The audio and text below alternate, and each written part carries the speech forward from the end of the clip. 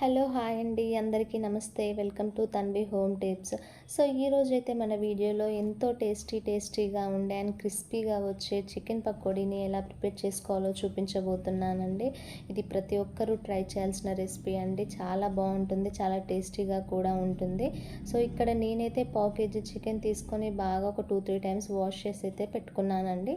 ఇంకెందుకు late video చూసేద్దాం. So ఇక్కడ నేను 1 టేబుల్ స్పూన్ సాల్ట్ యాడ్ చేస్తున్నాను. పావు టీ స్పూన్ పసుపు, ఒక హాఫ్ చెక్క నిమ్మరసాన్ని పిండుతున్నానండి.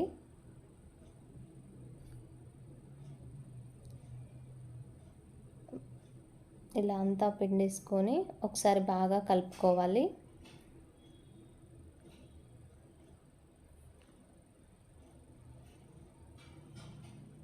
నేనైతే ఇక్కడ విత్ బోన్స్ తోటే తీసుకున్నానండి చికెన్. ఒకవేళ మీకు బోన్స్తో ఇష్టం లేకపోతే స్కిప్ చేసి బోన్లెస్ చికెన్ తీసుకోవచ్చు. బాగా కలిపేసుకోవాలండి అంతా. నిమ్మకాయ ఉప్పు అనేది చికెన్కి బాగా పట్టాలి. అండ్ ఇక్కడ నేను 2 టేబుల్ స్పూన్ కారం తీసుకుంటున్నాను.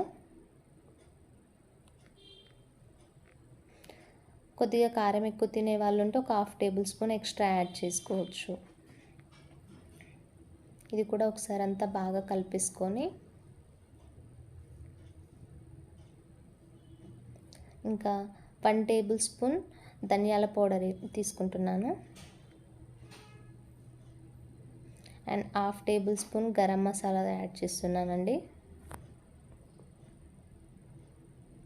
అండ్ 1 టేబుల్ స్పూన్ అల్లం వెల్లుల్లి పేస్ట్. ఫ్రెష్గా పట్టుకున్నదైతే చికెన్ పకోడీ అనేది చాలా టేస్టీగా ఉంటుంది.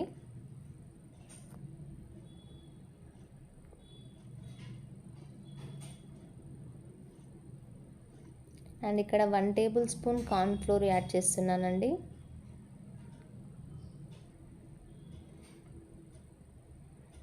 అండ్ క్రిస్పీనెస్ కోసం అని చెప్పేసి 1 table spoon rice flour add చేస్తున్నాను, బియ్యం పిండి.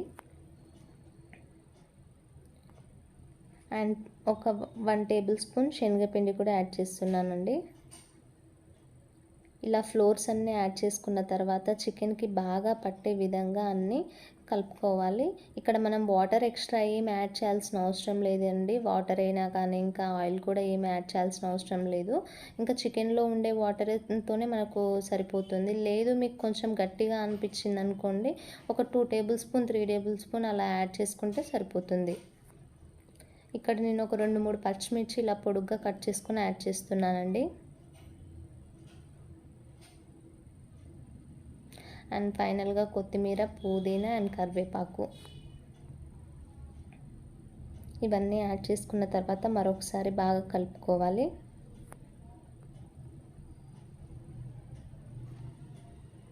ఇలా అన్నీ కలుపుకున్న తర్వాత ఒక 1 అవర్ పాటు మనం ఫ్రిడ్జ్లో పెట్టుకోవాలండి. 1 అవర్ పాటు ఫ్రిడ్జ్లో పెట్టుకునే టైం లేకపోతే అట్లీస్ట్ ఒక హాఫ్ అన్ అవర్ అయినా ఫ్రిడ్జ్లో పెట్టుకుంటే సరిపోతుంది. ఇక్కడ నేను డీప్ ఫ్రైకి సరిపడేంత ఆయిల్ని అయితే తీసుకున్నానండి. 1 అవర్ పాటు నేను ఫ్రిడ్జ్లో చికెన్ని పెట్టేసి తీసుకున్నాను.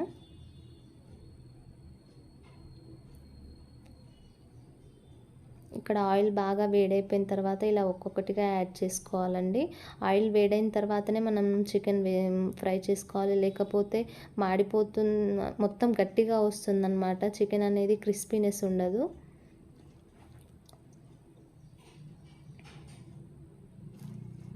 ఇలా ఒక్కొక్కటిగా అన్నీ యాడ్ చేసుకొని మీకు ప్యాన్లో ఎన్ని అయితే వీలవుతాయో అన్నీ యాడ్ చేసుకోండి. ఫ్లేమ్ అనేది ఎప్పుడు మీడియం ఫ్లేమ్లోనే పెట్టేసుకోవాలండి. హై ఫ్లేమ్లో పెడితే పైన మాడిపోతుంది, లోపల పచ్చి పచ్చిగా ఉంటుంది. అదే లో ఫ్లేమ్లో పెట్టామనుకోండి ఇంకా తొందరగా ఉడకదనమాట, చాలా టైం తీసుకుంటుంది. ఇలా అన్నీ వేసుకున్న తర్వాత ఒకసారి కలుపుకోవాలి అటు ఇటు. గోల్డెన్ కలర్ వచ్చేంత వరకు ఫ్రై చేసుకుంటే సరిపోతుందండి.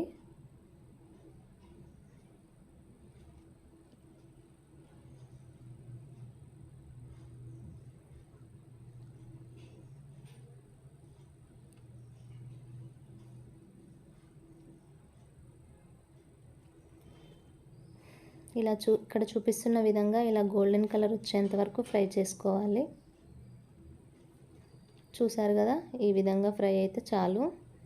ఇప్పుడు మనం ఒక టిష్యూ ఉన్న బౌల్లో కానీ ప్లేట్లో కానీ సర్వ్ చేసుకోవాలి.